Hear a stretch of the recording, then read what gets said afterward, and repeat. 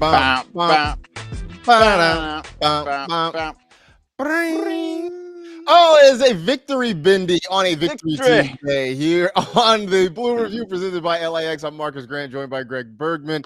Parker Bell still somewhere in the ether doing his actual job as opposed to just hanging out with us. This is the fun stuff, man. He should be here every day, Right. enjoying. Absolutely. But it was a fun day last night. It was a stressful night last night, Greg, but ultimately it turned out to be a good night for the Dodgers and Dodger Nation. Yeah, it was. I mean, it's stressful, yes, but it felt good to feel stressful like that. That felt like an absolute playoff game. That was Yes.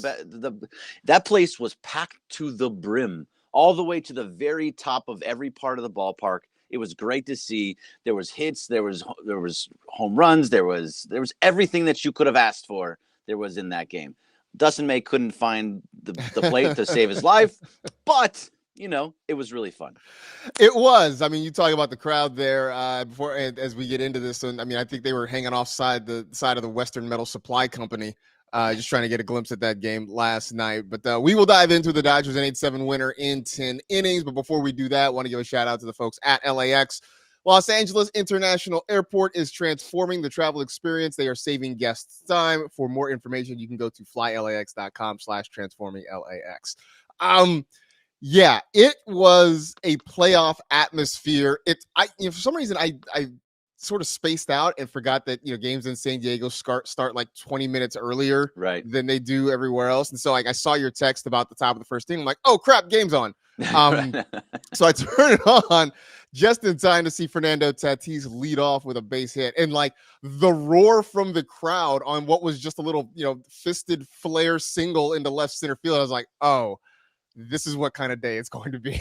Like if they're this fired up over just a little bloop single into left field, like it's going to be a ball game. And it was. The Dodgers went out. The offense came to life against Nick Pivetta, which was great.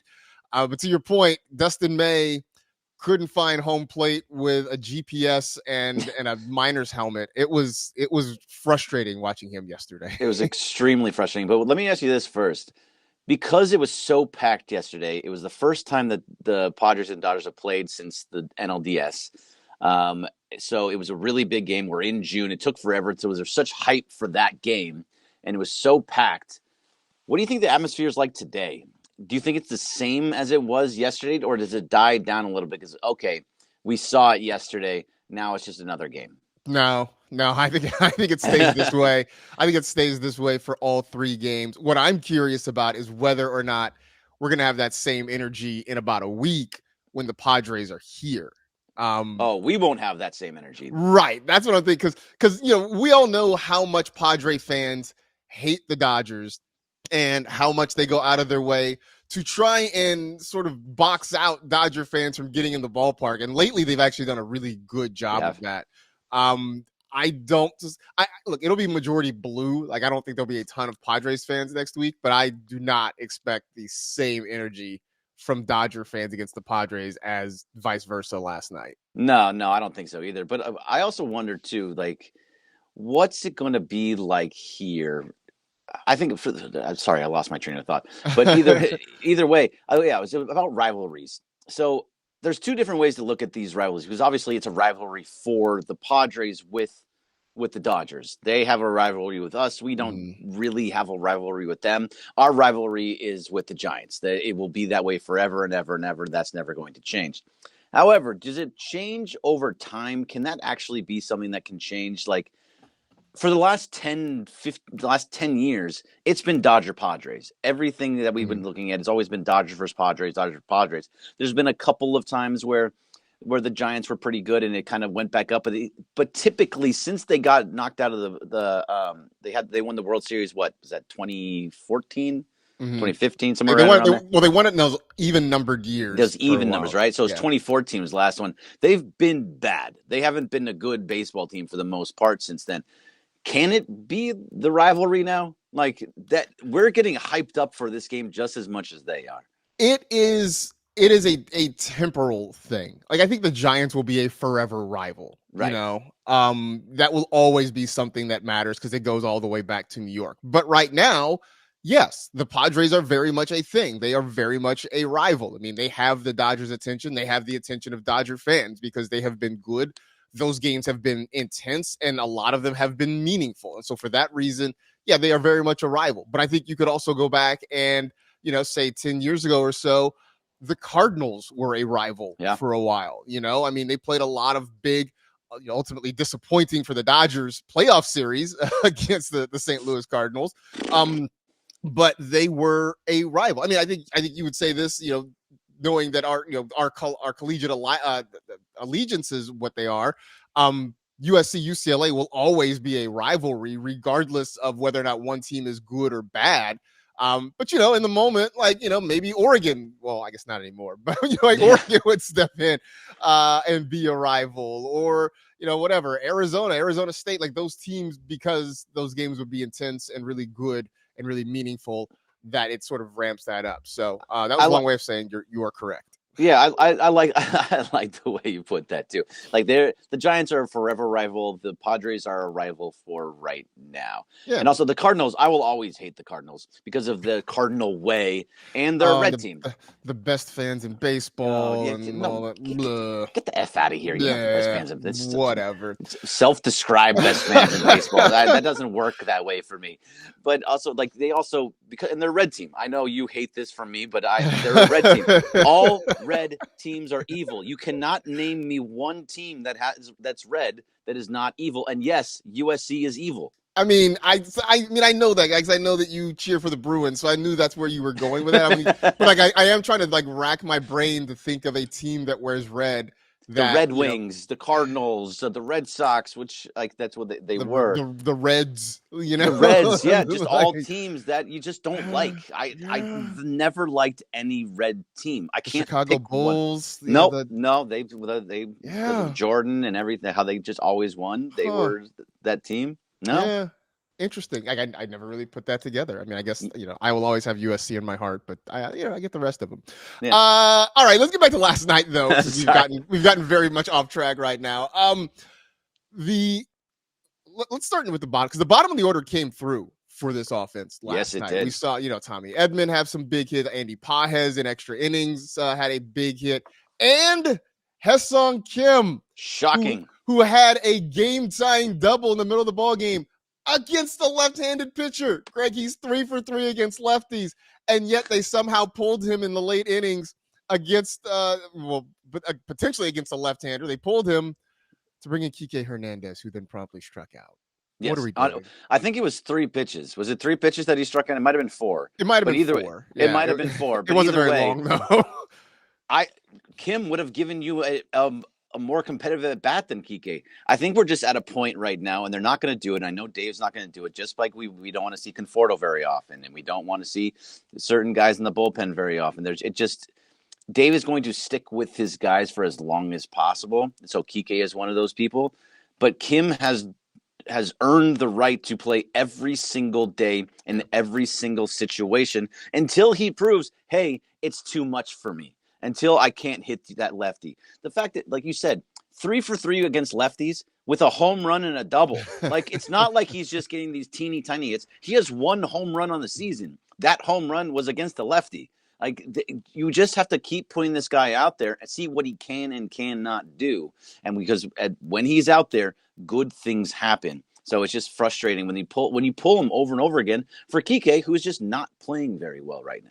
Yeah, Kike is going through a bad one right now, and it's an extended slump for him. And so, I mean, I get wanting to play the matchups, but right now I think you got to stick with the hot bat, and the hot bat belongs to Ha-Seong Kim. And so I would love to see him get more opportunities and just get a chance to finish games out and hit against left-handers, because if you're worried about him not succeeding against lefties, well, the way to help him get better is to have him face more lefties. Play against lefties. I mean, I remember when was Jock Peterson. He legitimately couldn't hit lefty. So that was a thing, okay, sit him versus a lefty because he cannot hit them. Yeah. That doesn't seem to be the case here. And maybe over time, it's a small sample size, only 3 guys, but give him more opportunities. He's 3 for 3 at the moment. Like something's got to be working for him. Yeah, for sure. Other parts of last night that were interesting. The bullpen stepped up really when they needed to. Dustin May kind of battled and struggled and fought his control, but the bullpen came out and was solid again. Tanner Scott locking it down. He did. Okay, so how do you feel about this? He gave up a run in the 10th, but I feel like if you give up one run in extra innings with the free runner, that's kind of like giving up no runs if you only give up just the one. No, Right? yeah, that run doesn't count. That doesn't go against his ERA. It doesn't It's an unearned go against run, it. right? He gave up a double and then he Yeah. got out of the inning. So he actually it was a clean inning. It just happened to be able in the ghost runner. It's not a real run. It's fake. It doesn't count. Which is why I was really glad that the Dodgers scored 2 in the top. The top of the 10th, because it sort of gives you that buffer, Yes. right? Like, Yeah. because Yeah. it's hard to get through that inning without giving up a run when you can just simply have like a ground ball and a fly ball and suddenly, a run scores. So it was good to see the Dodgers score 2 in the top of the 10th. The bottom of the 10th, Tanner Scott might have gotten away with one. We were texting about it. Boy. The pitch to Machado. Yeah. Yeah. This is a safe space, right? We can admit that was ball 4. I'm glad I got called a strike, but it was ball 4. It was high and outside. Like that was I know it might have like touched a sliver according to the pitch track and all that kind of, but that was a ball. It was a walk. That was it was, and when that happened, I was like, ooh, it's a ball. Which is kind of why I think they didn't toss Machado or Mike Shildt. I think the home plate umpire I think he kind of knew, like, I missed that one. So he gave them the grace to argue that a little bit more. Yeah. Because that changes the complexion of the inning if it turns out to be a ball. Oh yeah, no, he's on first base. He's on first base. There's first and second with nobody out. Yeah. And Jackson Merrill coming up. It completely changes everything. Merrill hits that double. Machado probably gets stopped at third, but still you have nobody out. Yep. And one run's already in, you have second and third. That changes absolutely everything. And it was that the best use of ump cam you've ever seen? Oh, watching Manny Machado like get in the umpire's face. Machado's like right here. He's so bad. Ump cam time.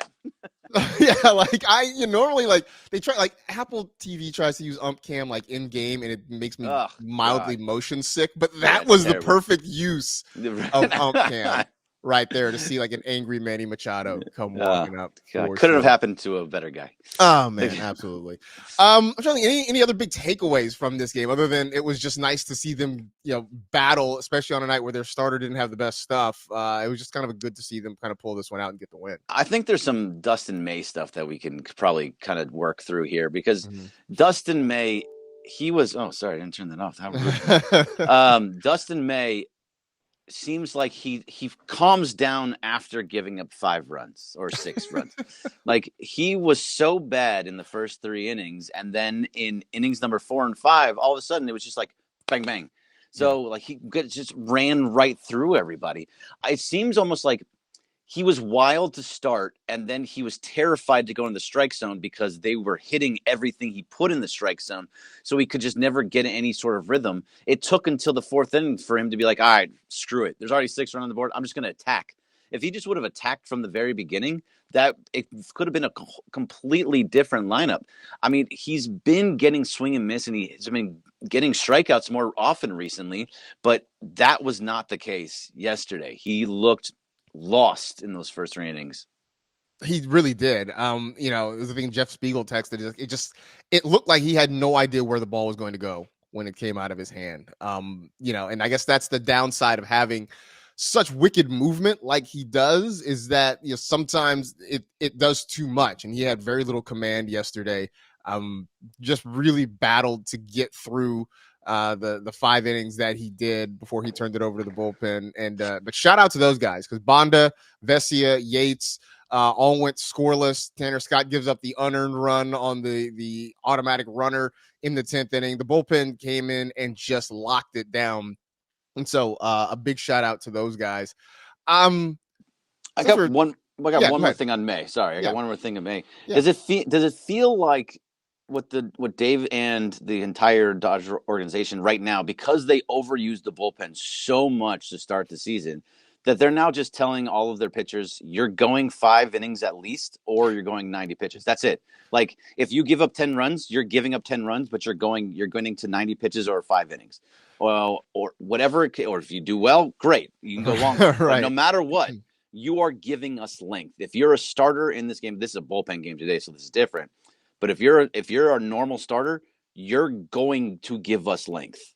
Is that what it feels like to you too? Oh, absolutely, it does. I mean, I sort of felt that way. Like I go back to Sunday against the Cardinals, and look, Kershaw was pitching well, but in the fifth, you could tell he was starting to run out of steam a little bit, and you just kind of felt like they're trying to hold on, trying to push him to get through this fifth inning. I mean, in part because they wanted to set him up and make him eligible for the win, but in part because they knew they were going to need their bullpen for 3 games in San Diego, and they wanted to minimize how much they had to use guys. And so I do think you're seeing that. So I'm very curious about today. You mentioned it's a bullpen game. I believe they brought up Matt Sauer.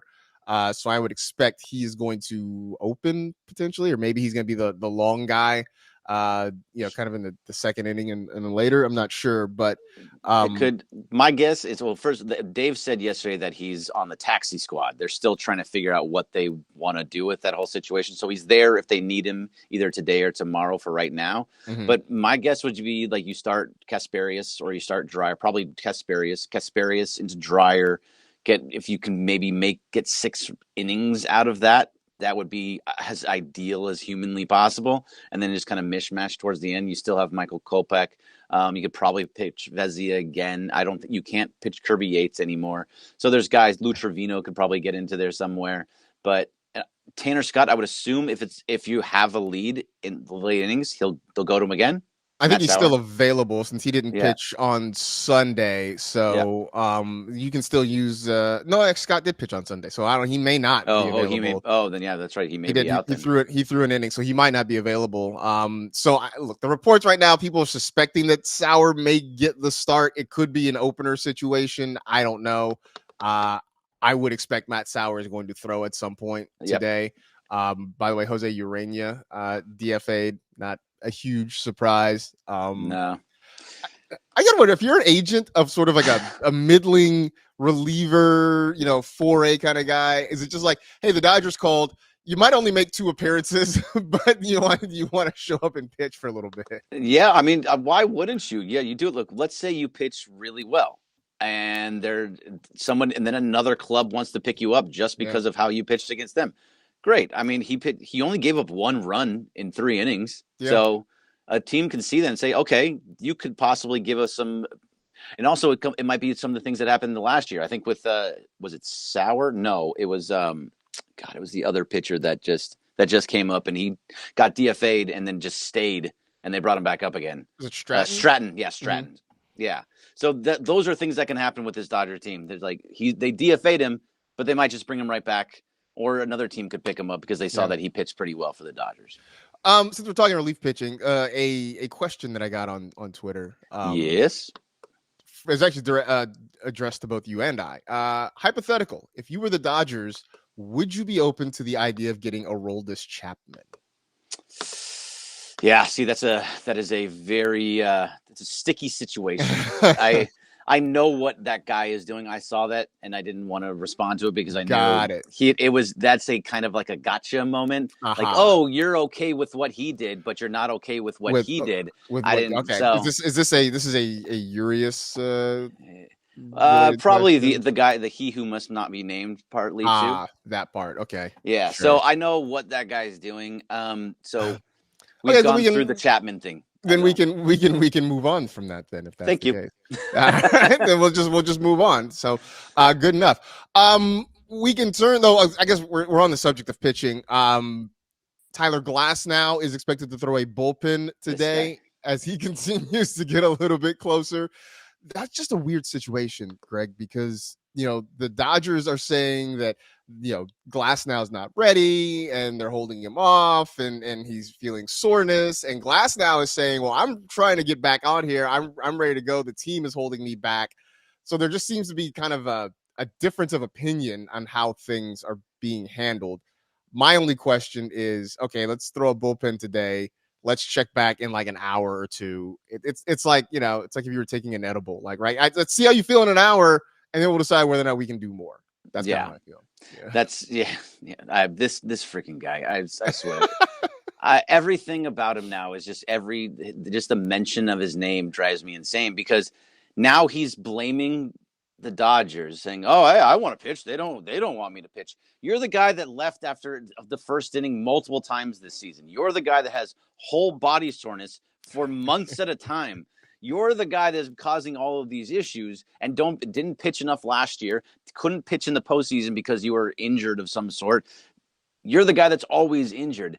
Don't blame the Dodgers by holding you back.